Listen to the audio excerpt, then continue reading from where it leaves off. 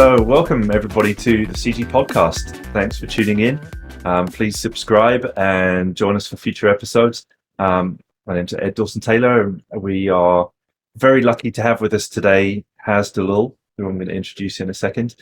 Just one quick announcement before we get going today. CG Pro as the school, we do offer classes to learn Unreal, and we have just become an Unreal authorized training center. So that's our big fancy news for today. We're very excited about that, about partnering with Epic, and more about that to come. Anyway, get that out of the way. Haz, thank you very, very much for joining us. Haz is a wonderful individual, very prolific storyteller. Haz has been had an incredible career so far, spanning all kinds of different industries, from games to high-end visual effects, going back to big movies back in the day, like 10,000 BC, and working on the top end of movie visual effects. Now has since then become an independent filmmaker and has been a real pioneer in the world of real-time filmmaking. So I'm going to leave it there and Haz let you fill in the gaps, because I don't want to go on too long with your intro, but it's super, super cool for you to join us today. Thank you very much for being here. Thanks so much. It's super excited to be here. Thanks for having me. And your intro is pretty good. I don't really know how I could top that, actually. That was a pretty good intro. So yeah. Awesome. Yeah, welcome. Thanks for joining us. And yeah, at the beginning of these, I'd love to hear a little bit about you and kind of how you got into this, because I think it's always easy to look at a long career such as yours with all of those successes and think like that's how it began. But I'm sure you came from some point where you were inspired and wanted to get into the industry or some industries. And I'd love to hear a little bit about how it began for you and what inspired you to get into all of this. Absolutely. I get asked this a lot, and it always goes back to me being 12 years old when my dad came home with a VHS rental of Blade Runner. Put that on, I'm like, whoa, what is this? And obviously being 12, I didn't really get all the nuance and subtext of the movie. And then became, later on I read the book, The Android Dream of Electric Sheep, then watched the movie a million times. I just knew I wanted to do something where I was, and I didn't know the word back then was world building, but I wanted to be involved in world building. I wanted to create stuff. So I would, as a 12-year-old, I'll create paper mache of stuff, and I'll get my dad's VHS camera when he's not looking, and just filming stuff, making little mini short movies, and get my brothers involved. And, and I was just trying to recreate what I was seeing on TV. And then flash forward, I'm in college, and I had to pick, like A levels, right? Back in the day we had A levels, and yeah, do you remember those? And I came from my parents are from an island called Mauritius, but we still have the Asian sensibilities, right? And I remember I was picking like art, design, fine art, and my parents were like, "Whoa, that's too much art in the A level here. You got to pick something that is like, that we feel a little bit more comfortable career wise." So damn. So I picked computer programming. And I picked design and tech.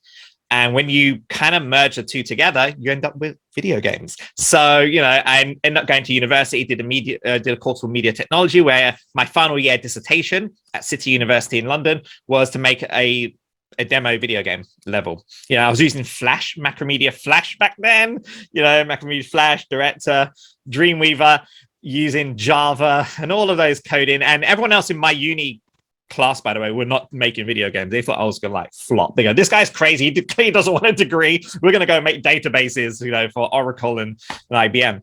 I actually came out with a 2-1 based on a video game level, and I landed my first job at a company called Davis Studios on a PlayStation 1 title called Motocross Mania. And back then, video games were very, very boutiquey, right? So you get 3D, it was 3D Studio back then. It wasn't like 3D Studio Max, but 3D Studio, R4 release, you go into DOS to load it up.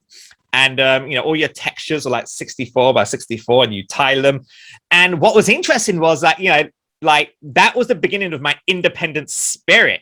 In terms of that's what I end up using, decades later to make movies, because you're limited with texture memory, video memory, you're limited with polygons. You got to cram all that in the VRAM of PlayStation 1. And so my job as an artist was how do you create something that looks good for very minimal resources? If you think about it, that's independent filmmaking. How do you create something good on minimal resources, right? But the thing what was really interesting was I wasn't really making so much the game graphics. I was doing what you call the cutscenes, the cinematics, right? The stuff that says not game footage. So I got into that and I started to realize, oh my God, I'm making movies here. I didn't go to film school, right? So, and to me, to be a film director, I have to go to film school. So my plan was always go through the games industry, save up some money, and then put myself through film school. That was essentially the plan. But then I ended up working for companies like Codemasters and Kuju Entertainment and working on, and the consoles kept getting better. PS2 got better video memory, GameCube, Dreamcast.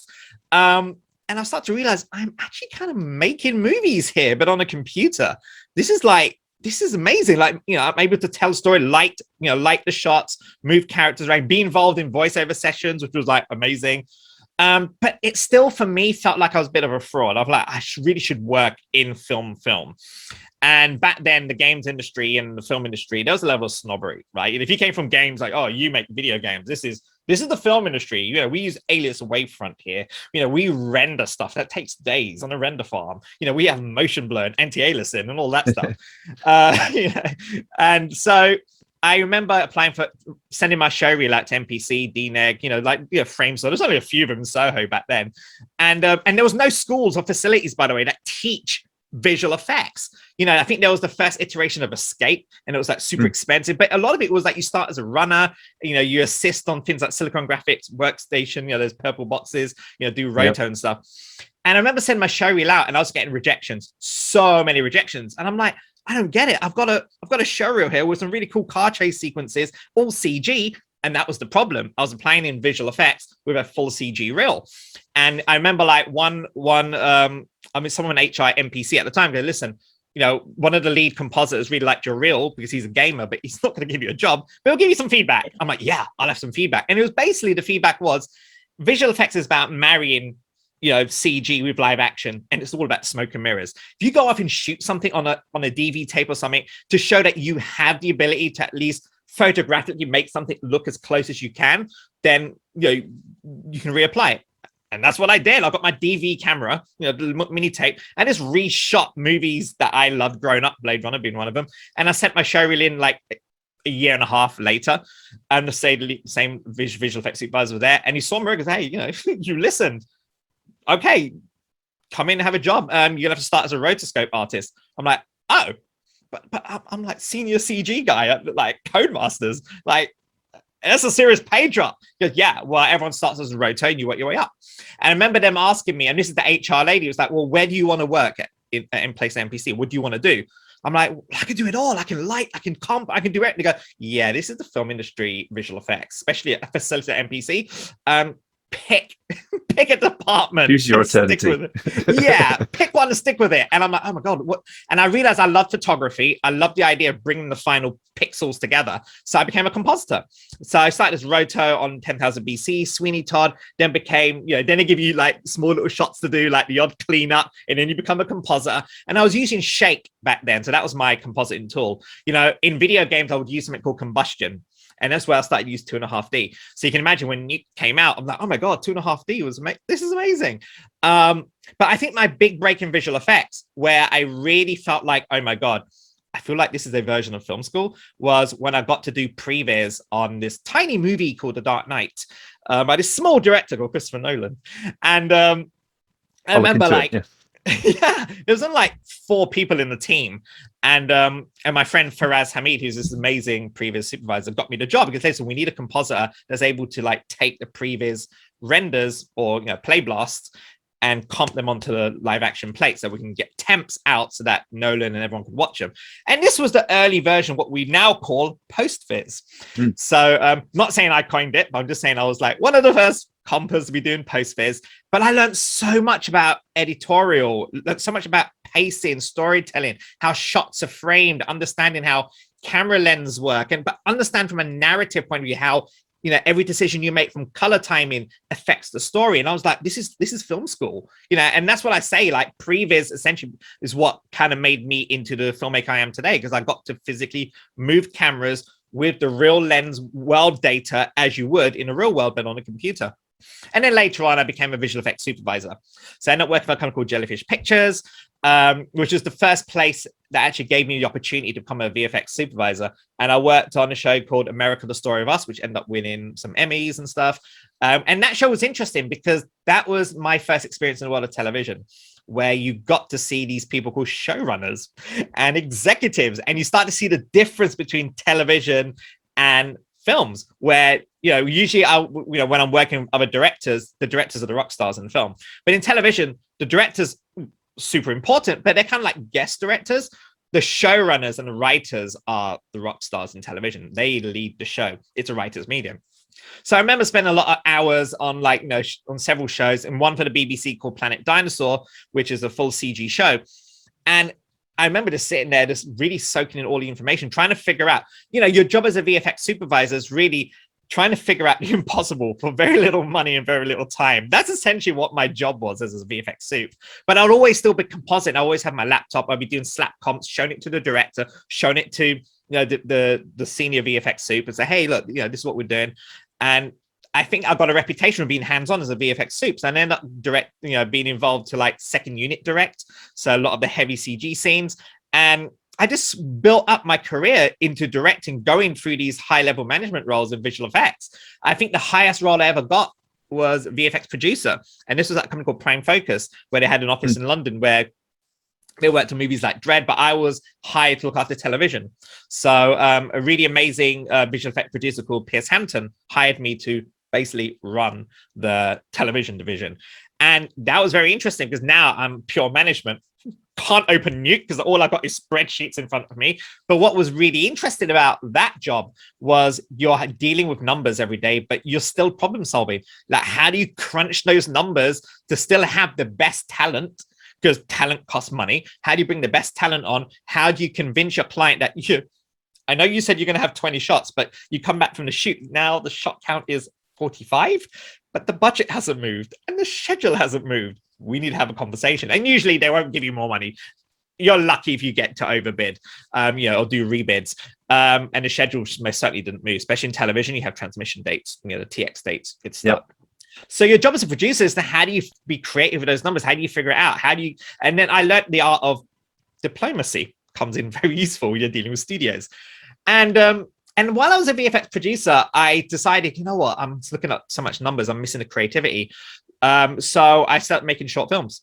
And one of the first live action short films I did was Project Kronos, which was in 2013, if I remember correctly. Yes. And that was basically me trying to get something out of my system. I had 800 quid, 800 pounds saved in my little filmmaking piggy bank, after your freelancing gigs. And I had my MacBook Pro and I had Adobe After Effects and Adobe Premiere. And I'm like, how do I make a short science fiction film for very little money just to get a story out? And by that time, I've been surrounded with so many editors in the documentary world. I love the documentary world. I was in the documentary world as a VFX producer, but I also love science fiction. And I've got visual effects, compositing backgrounds. So I decided I'm going to just download every single footage there is on the NASA website because it's available. So I just downloaded, spent all night just downloading stuff. And then I had some money and I hired a bunch of actors to pretend to be scientists. And we made a fake documentary about sending a human brain out into space. And somehow consciousness made first contact with aliens on the subconscious level. And it was all done in a fake documentary way. Released it, put it on Vimeo, didn't think much of it. I cut a trailer, by the way, first just to put out. That trailer went friggin' viral. I was getting phone calls from management companies, agents in LA. Who you rep by? Do you want to be representation? And it was because it was done at a time when science fiction bubble was really starting to explode. The things like District 9 trailer came out and science fiction was just massive or starting to grow. And so it was the right timing. And all of a sudden, cerebral science fiction was a big thing ever since, because Neil Blomkamp's District 9, but also had very similar tropes to Contact, which is my other favorite movie, the Robert Zemeckis one. So Hollywood Reporter covered it, Variety covered it. There was a bidding war. And bear in mind, I'm completely new to this, completely tired working crazy hours in visual effects. To make a short film and get all of this attention was overwhelming. And eventually I signed with a manager called Scott Glassgold. And my Hollywood journey began, and end up being hired by Fox to write for them, being hired by Paramount to write. Guess what? I'm not a freaking writer. I'm a director that writes out of necessity. I never call myself a writer, but they wanted directors that could write. You know, they wanted like the Gareth Edwards, the Neil Blomkamps. So my manager was like, just tell him you can write and just read this book called Save the Cat. Just read that book and you'll be fine. And essentially, that's pretty much how I learned to write scripts. But you know, today, I wouldn't say I'm a writer. I just write the first draft. And then flash forward to 2015. There was something wrong with the picture. Why am I not making my big blockbuster movie? Why am I not making a film? Why am I not behind the camera? I'm still working in visual effects. I was a visual effects producer on a TV show called Poldark. And I was, you know, consulting on various shows. I'm like, this is insane. Like, my CV looks great. I was writing for Fox still. I had my deal for Project Kronos, which got optioned, by the way, got extended. But here's the problem. The project I was writing with Hollywood, which is the adaptation of my short film Project Kronos, the one that went viral, it's been at $30 million to make. Who the hell's going to give me $30 million back then, let alone now, right? So when it came to do what you call turnaround, it's a process of Hollywood called turnaround, where they re-option your script. I remember speaking to the guys, the lovely producers at a company called Bender Spink, which no longer exists anymore. They were like, here's another X amount, and we'll just put it through development. I'm like, but what are we doing? Are we going to make this thing or what? Because there's only so much, how many years I can keep looking at a script. We'll just put it through development. I'm like, look, I need to make something. So I'm not going to re-option it. I'm going to take back the rights. I'm just going to go off and make it the way I'm going to make it. And they go, yeah, go for it. Just FYI, you can't make the movie that we paid you to write. I'm like, don't worry, I'm not going to attempt to make that $30 million movie. So I went back and I remember talking to my partner and she was like, well, what are you going to do? I'm like, I need to make a friggin' movie. So I kind of looked at like, okay, this is disclaimer here. Do not try this at home unless you really want to. But I looked at my savings. I'm like, should I buy a house or should I make a movie? Buy a house, make a movie. And I'm like, you know what? Fuck it, I'm just going to make the movie. So I had some money left for my savings and enough to go through. And I'm like, you know what? I'm going to make the feature version of what made the short film work, which was the fake documentary.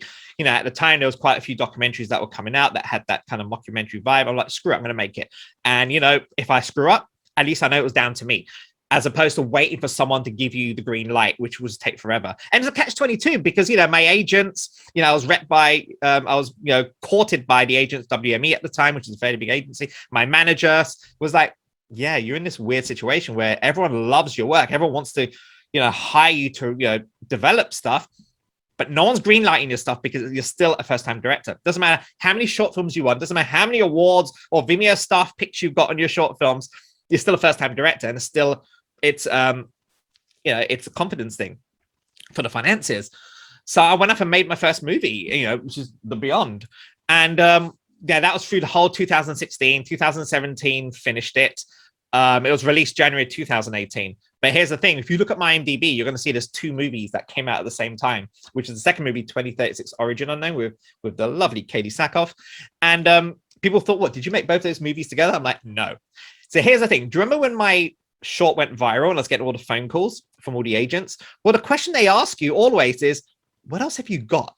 So when you go to the meetings, they're like, what else have you got? And I'm like, just making stuff. I can say this now because it's like years gone by. I was literally just making stuff up. I'm like, well, I've got this movie that, where we make first contact on this other planet. We've got this other movie where these robots take over. And I've got this one movie where this weird cube appears on Mars. And the story's about this mission controller who forms a relationship with this AI to try and figure out what is this cube. And you realize it contains the answers to why we exist in the universe. That it was like Space Odyssey 2001 meets Contact. And at the time, no one wanted to make a Mars movie. Like, no, they're like, yeah, it's a cool idea, but anything with Mars is jinx. Last Days of Mars, Red Planet, Mission to Mars, they're jinx. And then this like amazing director Ridley Scott made a film called The Martian, and all of a sudden, hey, do you have that script to do with Mars? Yeah, I know we passed, but do you have it? Do you want to do another rewrite? And that's Hollywood for you, right? Yep. So when I was in post-production on my first movie, The Beyond, that's when the second movie got greenlit. and that's how I Right. ended up getting 2 movies. And I remember, we were trying to get a big name star, because obviously once because the budget for my first movie was, and it was about 200K. Obviously I financed most of it, and then we had tax breaks from the UK, and then other small investors came in. And that's the thing, financiers will only put money in if they see you've got skin in the game. And how it worked was, I was editing The Beyond, and this investor was like, this is really good. Like, who finances? I'm like, yeah, you're looking at the only financier, the director, the editor, the producer, everything. The only thing I didn't do was act and do the music. They go, well, how much do you need to finish it? And he gave me a lot of money to finish it. Because he was like, well, you've taken most of the risks. As an investor, I feel like, I don't mind taking that risk with you. It was a very small amount he gave, but still it helped get the movie over the line. And that ended up getting, The Beyond ended up being released January 2018, number 2 in the iTunes charts next to Blade Runner 2049, which to me is like, Wow. it was fate, because my full circle. Blade Runner, right? Exactly. Yeah. But also next to Wonder Woman. And here's the thing. The movie's got no big name stars. It's a fake documentary. Yet it was one of the highest selling movies in 2018. We have recouped our entire investment and made profit in the second quarter of the sales report. So just for those listeners who don't know how it works, usually you make a movie, you sell it for a distributor. So our distributor is Gravitas Ventures. They had worldwide rights, and they put it on iTunes, and they sell it to all the various places. And every quarter you get a report saying, this is how many places have bought the movie. This is the commission the sales company has taken, and this is how much is left for you. Now, I got a lot back. Now, the reason for that, and this is another little tip I would say anyone who wants to get into the filmmaking world independently, is do your research. I spoke to a lot of filmmakers before decided to put my own money and make an independent film, because I'm like, this is my own money, and my missus is going to kick me out the house if I don't get that back pretty soon. And a lot of the directors I spoke to were like, look, as independent filmmakers, you can literally get shafted, because they know you're an independent artist. And sales companies, no, I'm not bad-mouthing sales companies, but their model is to inflate everything. So they have to make money. They're a sales company. That's what they do. They sell, right? So I remember we had tons of sales companies say, hey, we'll give you an MG, a minimum guarantee. It's kind of like a book royalty advance, right? We'll give you this amount. And some of them give really good high ones. But you look at the company and you're like, oh, they do a lot of high-end movies. Your movie's got no big name star. It's going to be at the bottom of the catalog. It's not going to get the attention it deserves. The other thing also is marketing. They really get your marketing. They go, yeah, we'll take it to all the festivals for you. We'll create a poster and trailer for you. And you're like, oh, this is cool. Okay. And then when the film gets released, you'll never make a penny back, because they're still recouping their marketing costs, which seems to go on forever. And again, not disrespectful to sales companies, because a lot of my close friends work at sales companies. We love them. But I think as independent filmmakers, especially if you're going to self-finance or, indie finance it, be aware of how sales companies work. So for us, we cut our own trailer. We did our own posters. So we covered the cost of that. What we gave commission for was for them to get it onto the platform, because we had no idea on how to do that. And then 7 months later, Netflix comes in and goes, hey, we're trying to update our sci-fi indie catalog here. You don't have a streaming deal on Netflix. So they gave us a one-off fee, because that's how Netflix works. It's a one-off fee, which more than covered and some. And we ended up being on Netflix, and it was trending at number 2. So wow. I don't know if that's luck or combination of timing, but I think a lot of it is creating content and knowing your market. I'm not saying I made a movie for the audience, because obviously I made a movie that I wanted to watch myself, but I think it's important to know your audience a little bit by looking at things that are doing well. So, obviously I referenced Noah Blomkamp of his grounded science fiction, but like there was a lot of movies like Blumhouse. Blumhouse is a big model for me, because I looked at Blumhouse, who's doing like Paranormal Activity and, all of those kind of found footage type films. And I realized, well, what's working for that? Clearly there's an audience for that. So if you market it correctly, you can really tap in the right audience. Your sales company able to sell your movie. So yeah, so that's my independent film world. That's the long answer to your whatever question it was. yeah no, it's a great answer, and you've taken us on a real journey there through, like, there were some very inspiring moments in that, just from the very beginning, what inspired you to get into it in the first place, which was seeing things that you liked and then following that lead and chasing that, and it seems like I'm curious throughout the whole thing whether you had kind of like a vision of where you've got to now, or whether it was kind of moments along the way that you had choices and you thought, okay, I would prefer to do this, or certain things spoke to you more? Sure. It's interesting. Like, obviously, when you're at college or something, you wish that I want to be that guy, right? And it's you try to get there, but then the older you get, as you get into your mid-20s and your mid-30s, you start to realize, okay, let's focus. Let's be realistic here. What have we done and what can we do to get there? But I always knew I wanted to have the flexibility to be creative. And I knew in order to do that, you have to play the system in a way. So I knew I wouldn't be able to call the shots like I am today unless I went in the trenches and really worked my ass off and really learn from other executives and put up with a lot of stuff as well in order to earn your stripes, kind of thing. But I think for me, one example is when Origin Unknown came out, they released the mini trailers for it. And there was one trailer showing Katie and Robot having a moment. And that was my homage to Flight the Navigator, because I love Flight the Navigator. Me and too. someone at Disney saw it and reached out to a manager and goes, hey, listen, we're looking for new directors with quite heavy live action stroke CG. It's a CG character and live action kids. Can Haz be put forward? And I remember getting an email saying, this is a TV show involving a talking car and some kids. Very similar to Herbie, that's what I'm gonna say. And another great movie. Yeah. And I, instead of replying back and saying, oh, I would love to, I'm like, it's not every day Disney asks you to pitch on something, right?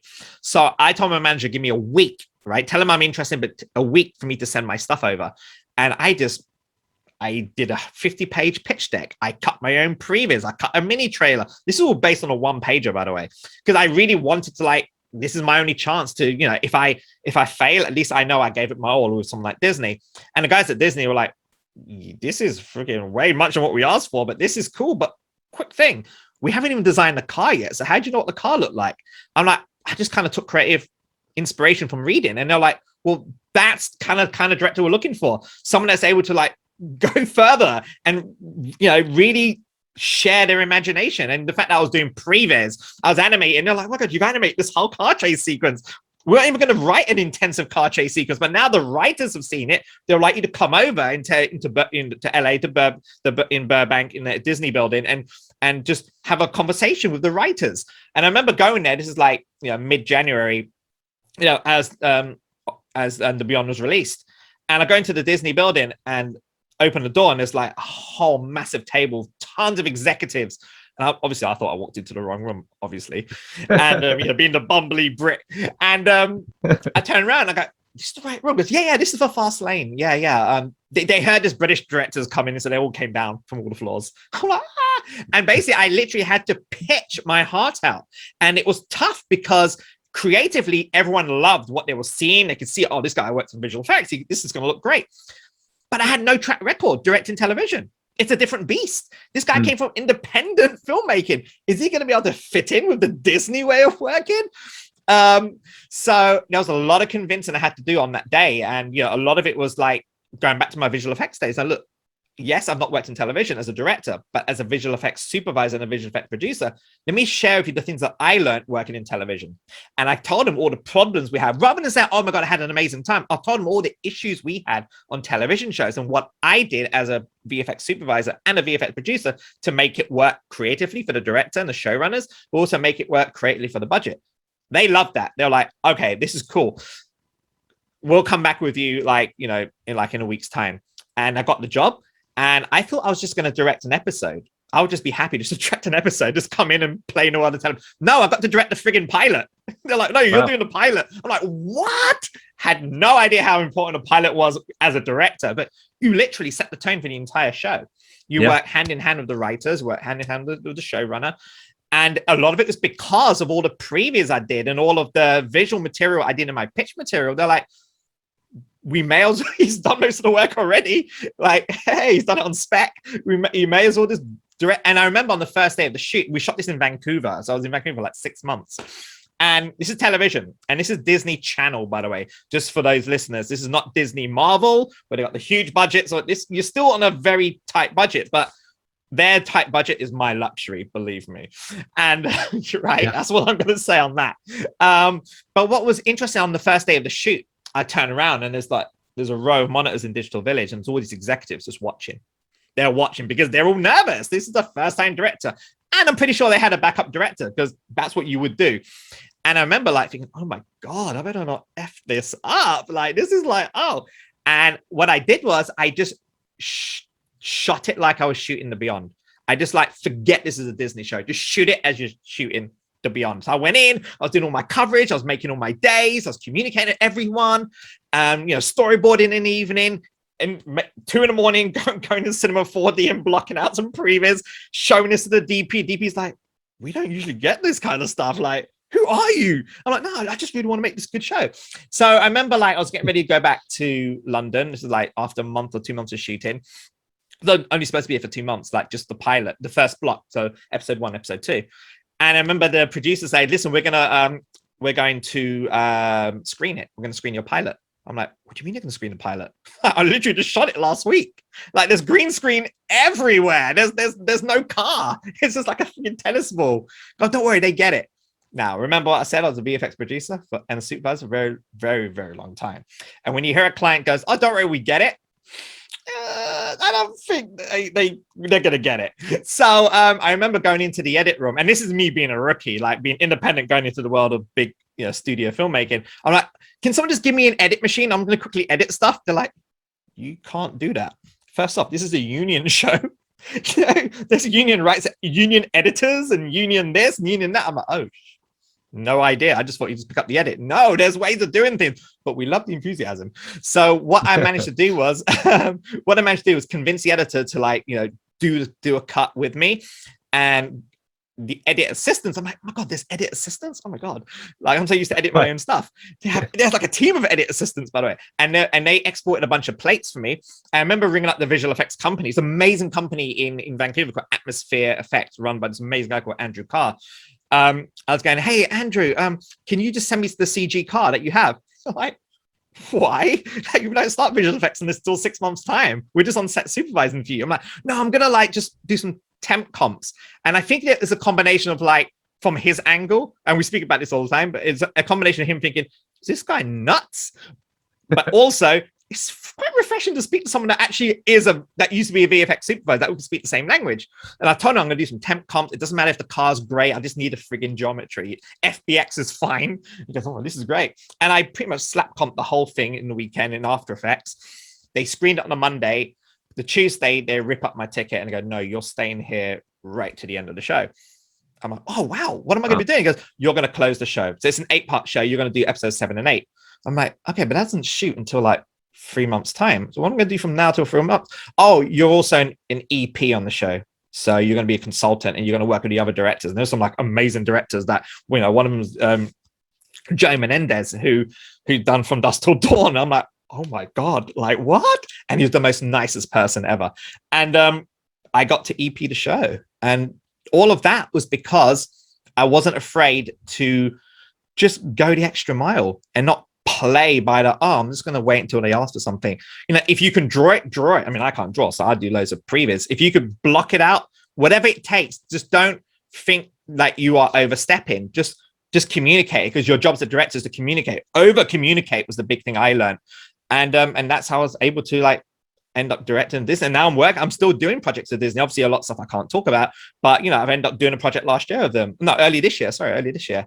And I'm constantly working on projects with Disney. There are like a great bunch of execs, the same people that I worked with on Fast Layne, like the VP of production. So I think the moral of the story is just don't be afraid to share your ideas. Don't like wait or think, oh, it's not ready yet, it's not perfect.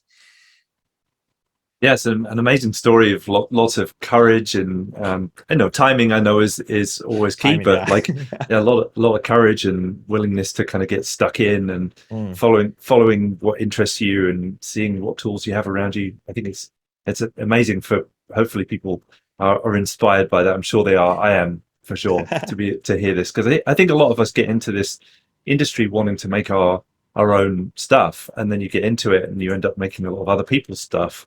But the drive to create your own art, I think, is always there. And figuring out like look, how to balance that amongst working for other people. Do you have any kind of thoughts or advice for anybody on how to maybe manage your time, or how to, like, cram this stuff in? Because visual effects is pretty hardcore sometimes. The hours it's can be not pretty 9 till intense. 5, that's No. for sure. I think a lot of it is as I became more experienced as a compositor, I started to pick projects that I thought, I could learn a lot from this, and I tend to pick projects that were challenging, as opposed to like the run-of-the-mill bread and butter, like I can just do this in my eyes closed. Those kind of projects didn't really interest me, because I knew that whatever I pick up from working at the studios, I knew when I come back and do my own stuff, I'd be able to use some of that knowledge to excel myself.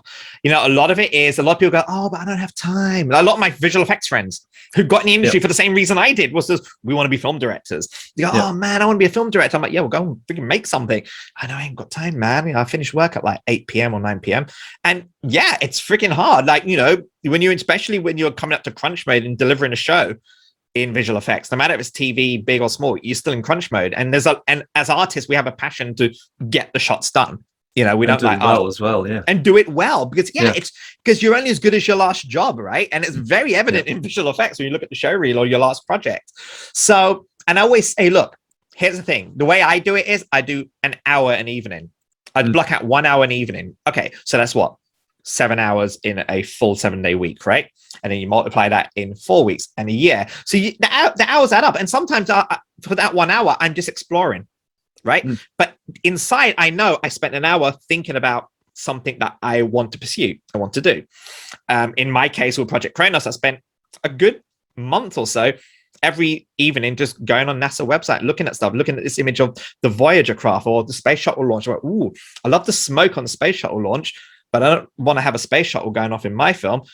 But I also don't have any experience in Houdini. So why don't I just grab the smoke from that, comp in my CG rocket, which I can build in 3D Max, comp that in as a composite, and I've got my shot. And I was starting to break that down in the evening. I wasn't doing any actual comping work or anything in the evening. I was just being in the mode. But that is filmmaking. You don't actually physically have to start picking up a camera and shooting stuff. For me, and that's the reputation I end up getting, was it's all in the prep. And I learned that being a VFX supervisor, working with the best directors were the ones I saw were prepped. The ones that were struggling on set or were dealing with a million notes and were just struggling to make their day were the ones that didn't come as prepped as they should be. And, that can be a form of a shot list. Very important. Like your AD is going to ask you that, your line producer is going to ask you, but most important, your DP is going to ask you that. But for me, the shot list wasn't for those people. For me, the shot list was for me, so I know what the hell I'm doing, And a lot of the time, especially in indie filmmaking, you're kind of run and gun in it, right? You're kind of making it up, but it's good to have a plan to fall back on. Sometimes I'll do little mini storyboards. Now, I can't storyboard to save my life, but I can do these really cool little matchstick men and then a little bit of a blob, and then that becomes a tree. And that became what you call hazograms. So people started calling them hazgrams on set. They're like, oh, they're the hazgrams. They're not a work of art. They're not Ridley Scott grams, but they work. We know where the camera placement is. Like a DP, right. We're like, I know exactly what you want Haz from this interesting looking drawing. And I'll just go and shoot it. So that became useful. And then later on I'll do previs. But yeah, the tip is, I would say for anyone, is block out an hour a day. Now, granted, not everyone circumstances may not have, you may have kids or whatever. Then even an hour a week, an hour on a Saturday afternoon may not sound like a lot because, it's just an hour, man. What am I going to achieve? But in a month, that's 4 hours of you doing your own stuff. And eventually that becomes something. So time management is a key factor if you want to be in the creative industry while still doing your own thing. And eventually those hours become more and more, and the hours you spend on other people's work becomes less and less. But you got to start off with something. And I find a lot of people that I speak to, a lot of my close friends who want to be directors, they get a bit overwhelmed because, oh no, I'm going to have to save up and quit my job and then focus on that.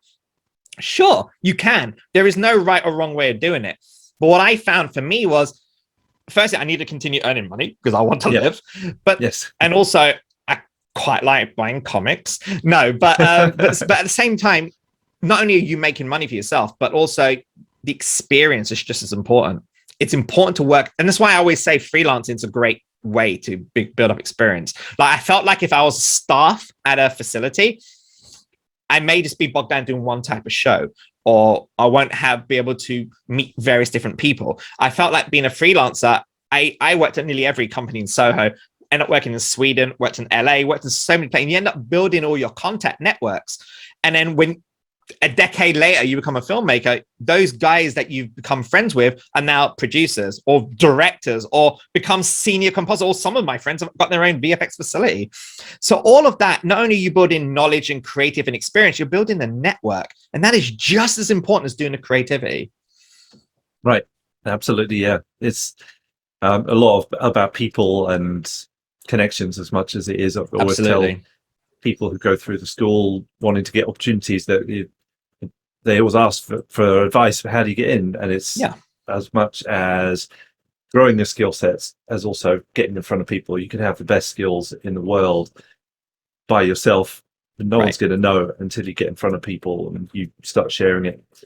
I'd love to ask you, now we're moving into this new age of filmmaking and using game engines. You've painted a picture of that journey going back quite a long way. Now everybody else has caught up with you, but you've been making movies using game engines clearly for a long time. But now the tools have matured to this point where there's this kind of renaissance going on in filmmaking. I'd love to hear now what your thoughts are about where we are at this moment in time. I know that you use Unreal Engine a lot. Definitely.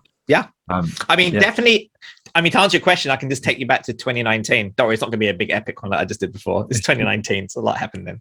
But I was preparing for my third live action feature, right, called Luna. So we're going to shoot it in Gran Canaria. We're casting and everything. Having done 2 films and a TV show, you got a little bit more clout now with casting. You can ring up ICM or whoever, the agent CAN. You can get a conversation now, right? But still, it's tough. And that's another thing I tell everyone. No matter how many movies you make, the journey is still tough. Like I thought, I made 2 movies. Like I made a TV show for a big network. Like how hard, it should be easy. No. You still have to go for it. You're constantly hustling. Hustling is just as important as the artwork. But I was prepping to do the third live action, and I started doing previs. I'm like, I didn't want to hire a previs company to do stuff. I just wanted to just experiment myself before we bring on a previs company, right?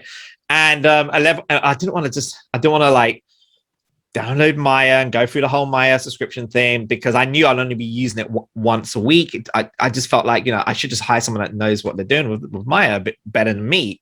But everyone's talking about this Unreal Engine. And the manager or the agency who repped me also repped at the time this awesome director called Wes Ball, who was using Unreal for things like his show Mouse Guard, which got cancelled eventually. Shame, actually. But I remember him. Yeah, it's amazing. But he was loads of people were using this real-time tech. I'm like, you know what? I've got some time. I'm just gonna download it and see how it goes. I'm gonna give myself a weekend. If I can get my head around this, then great. I downloaded it, did some tutorials, like a guy called Matt Workman who's got this amazing YouTube tutorials. I just followed these tutorials. Within a weekend, I had blocked out a page out of the script, a key action sequence. I'm like, okay, first off, this don't look like previs. I've got lighting, reflection, particles, fully textured stuff, motion blur, and I'm getting all of this from a viewport on my laptop. Whoa, blown. There's like that Neo moment in the Matrix. I'm like, whoa. And I'm like, there's something here. I don't know what it is, but something here. And then beginning of 2020, I'm like, you know what? I really want to do a project in Unreal. It's all good trying to make a short film or a demo or a test, but the real test is doing it in a commercial environment. So this comic book company at the time was talking to directors to do proof of concepts for their comic book IPs that we should then go and sell in Hollywood. Because every comic book company now is getting into the world of Hollywood. If you look at like The Boys on Amazon, right? If you look at Umbrella Academy on Netflix, there's tons of comic book adaptations. It's Greek source material for Hollywood. And so this comic book company were like, look, pick a comic book and see if you can do it live action. I'm like, can we do it animation? They're like, animation's gonna be a lot of work. You need a big studio. I'm like, I think I can get it done with my team. They're like, all right, well, this is all you've got, so you better be good. And we did this thing called Battlesuit, which was it was our very first animated pilot. It was like it was a 15-minute episode for what would be eventually a show later on. And we released it. It got a lot of traction. Epic promoted it, and video promoted it. And again, having my marketing connects help push the word out. But now, granted, when you watch Battlesuit, it's not like amazing to today's standard, but it got people thinking like, hey, this guy just made a 15-minute pilot episode all in Unreal Engine, science fiction, with a team of like 3. That was the story. And all of a sudden, like all of the studios and executives that were usually saying, no, you're a live action director that uses visual effects. The animation world is a whole different thing. Has like, you need to like know how to storyboard and do animatics. You need to be the world of DreamWorks or Pixar. Those guys are like, whoa, hang on a sec. We should have this conversation now. This is like, what is this real time thing? And it completely opened the doors for me. And at that same time, the unfortunate events of COVID happened. So obviously we weren't going to make live action. And I remember telling my producing partner, Paula, I was going, you know what? I think we can make an animated film here. And she was like, yeah, really? I'm like, yeah. I mean, we did Battlesuit 15 minutes for X amount of time. If we do the maths, we could potentially do this. And not this is all very naive. Think, oh, you just multiply it, it'll be fine. It's real time. But what was interesting was we started getting calls from various people. And one company called Pathfinder, who are now part of Funcom and Tencent. And they like, look, we're looking for directors to pitch on this video game IP to do an adaptation. Would you pitch on it? I'm like, absolutely. So they sent me the game, Mutant Year Zero. It was a PlayStation 4 game. Stick at my PlayStation. The first logo comes up. Well, obviously, Sony PlayStation and so on. And then it was like made in Unreal. So my light bulb moment was like, I've got an idea here.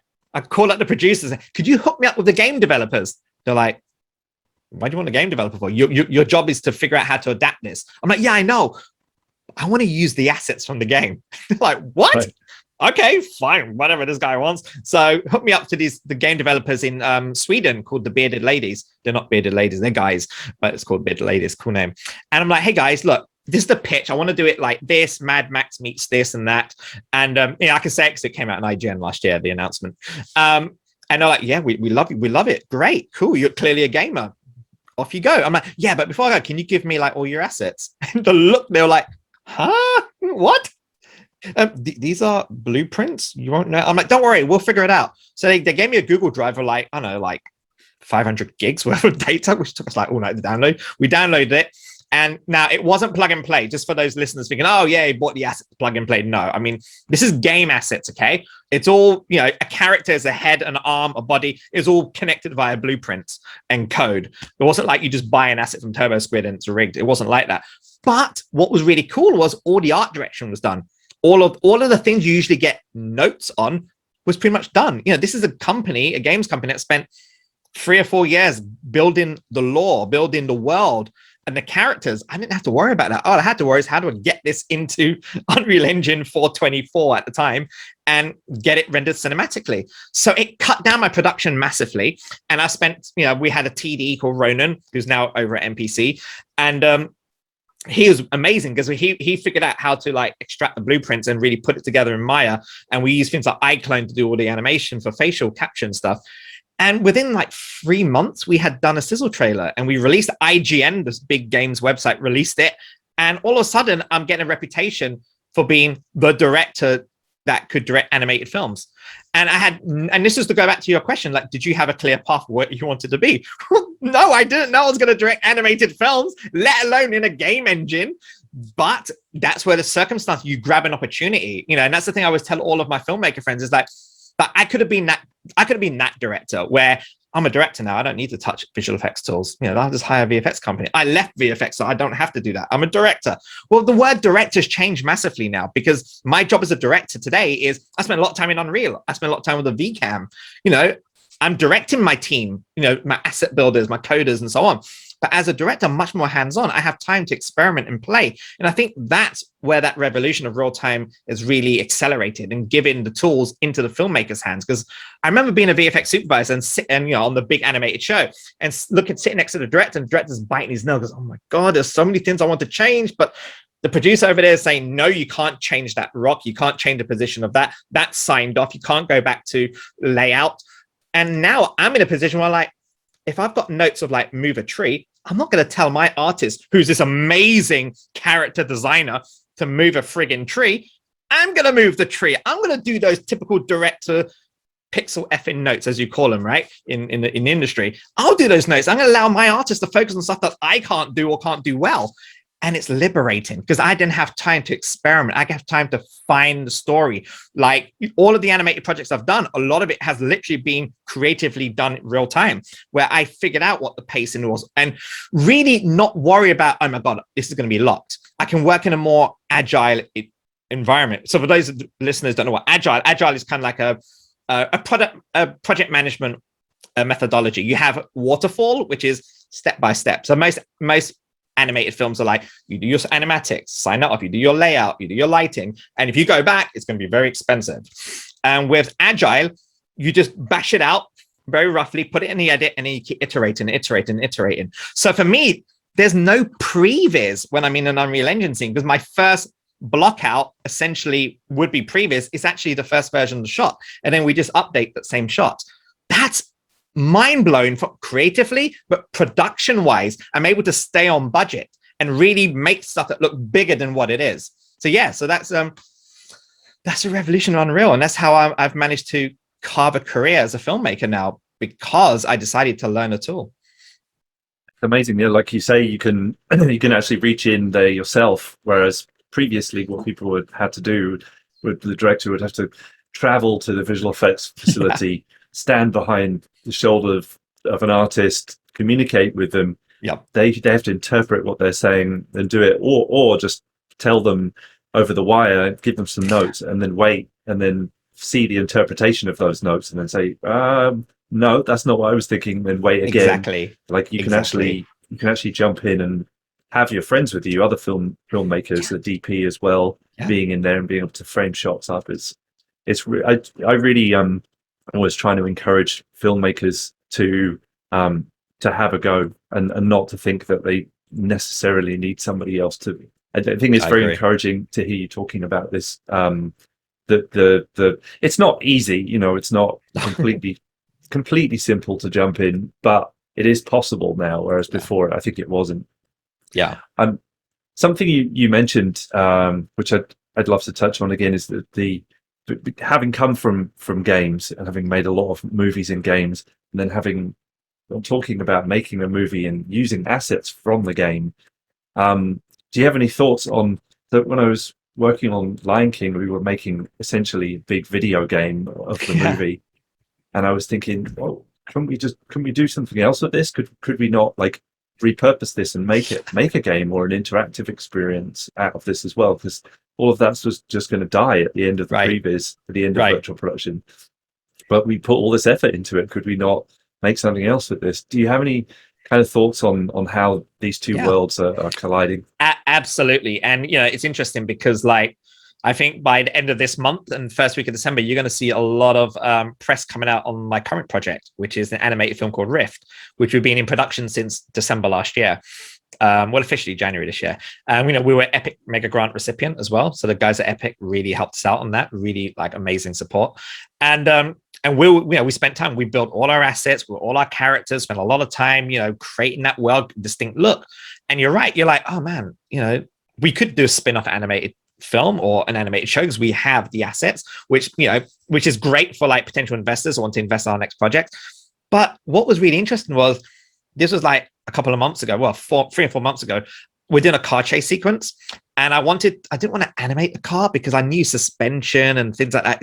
It's quite hard to get right unless you're a really good animator.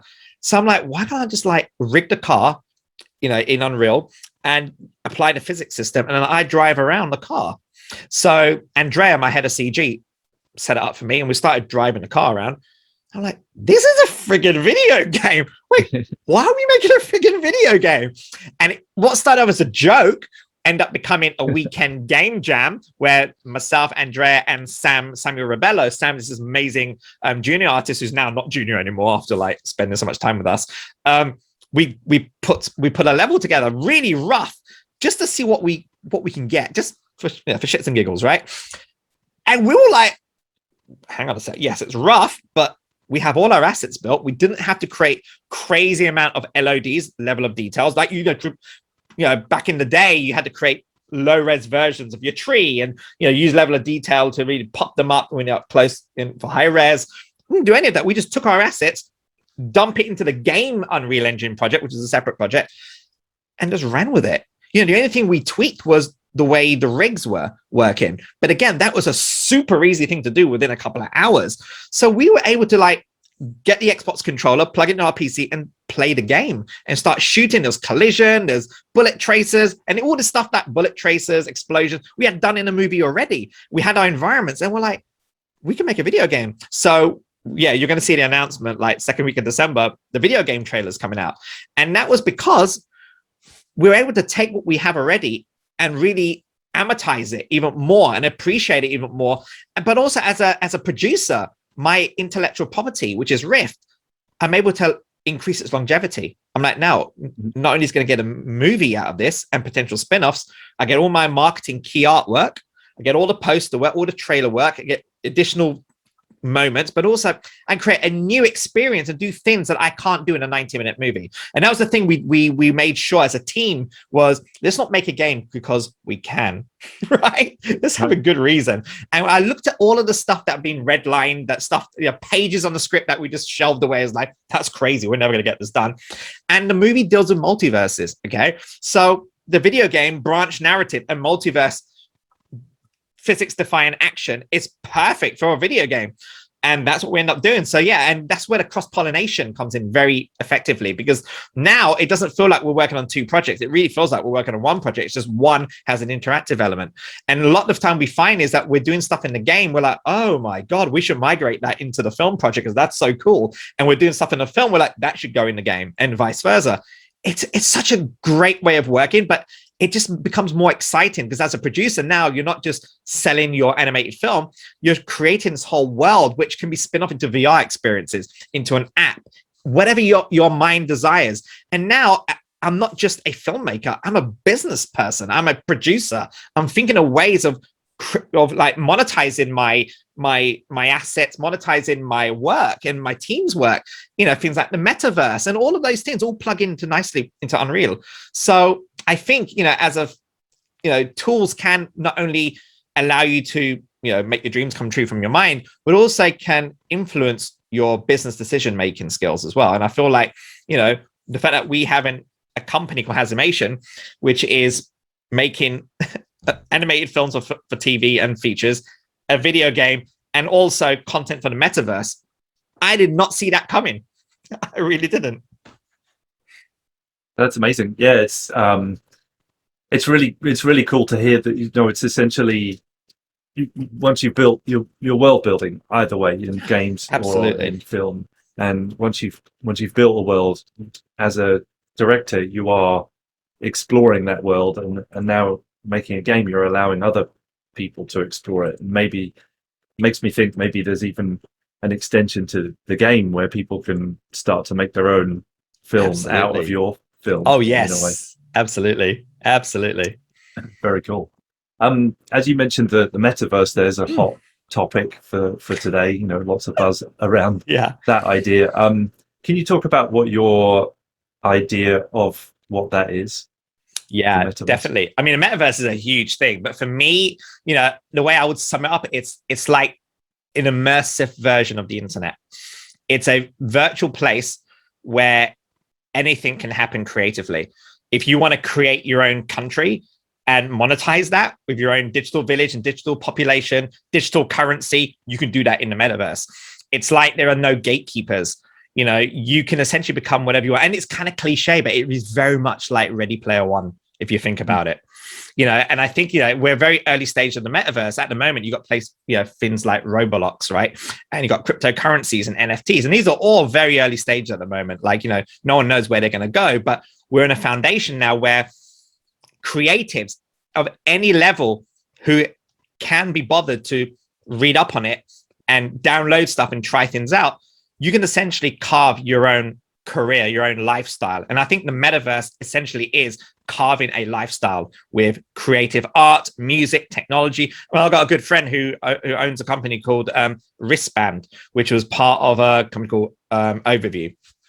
And this guy called Roman Rapak, and he's doing virtual concerts. He was in a band, and now he's he's diversified. He's telling me he's got access to more audiences, because he doesn't just get music lovers, he's getting people like in the video game space, the film world, but he's able to interact with everyone in this virtual space and become an own avatar and be creative. Like one day I'm going to be this and the other day I'm going to be that. And I think, to me, it could be a place where there are no rules creatively for what you want to do.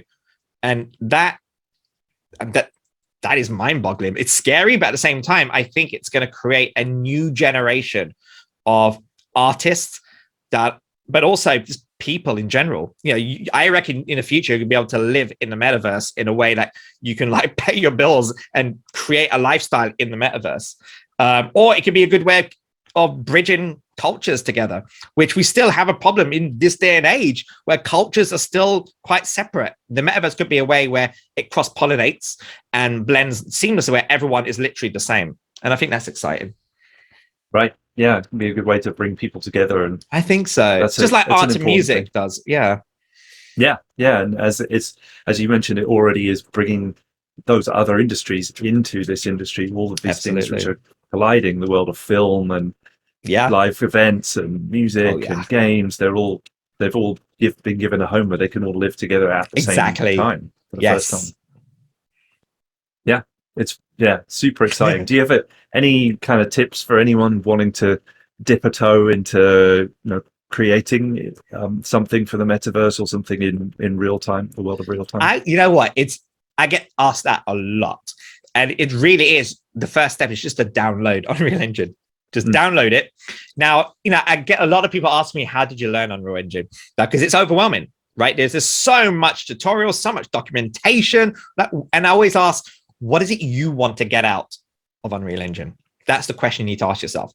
For me, I wanted to know how to move a camera, how to bring an asset in there, and how to render out a QuickTime and put my edit. Those are essentially my 3 or 4 things. Once I had that, I'm like, ooh, now how do I apply animation on there? And how do I tweak my lighting? Got that. And then the next few days, how do I apply particles? And how do I get better rendering?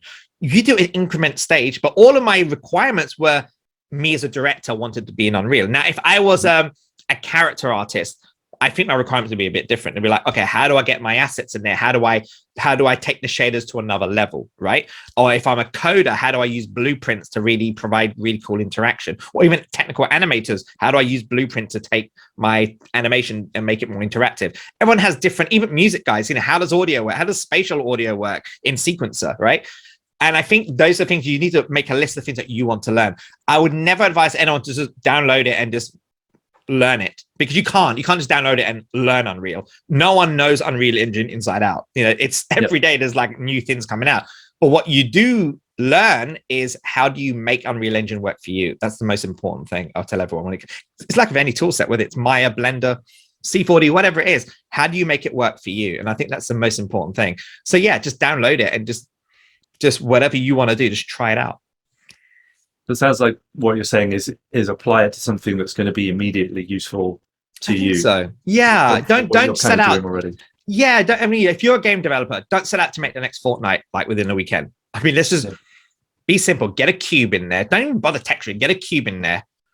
Load up some of the templates that comes free with it, and start reverse engineering the templates, or just get a result. I think the most important thing is the second you get a result, and it's not hard to get a result very quickly when you're doing something in Unreal, because it's not like when you're in a like a Maya or a Max where you have to do a lot of work to get an output. You're in real time.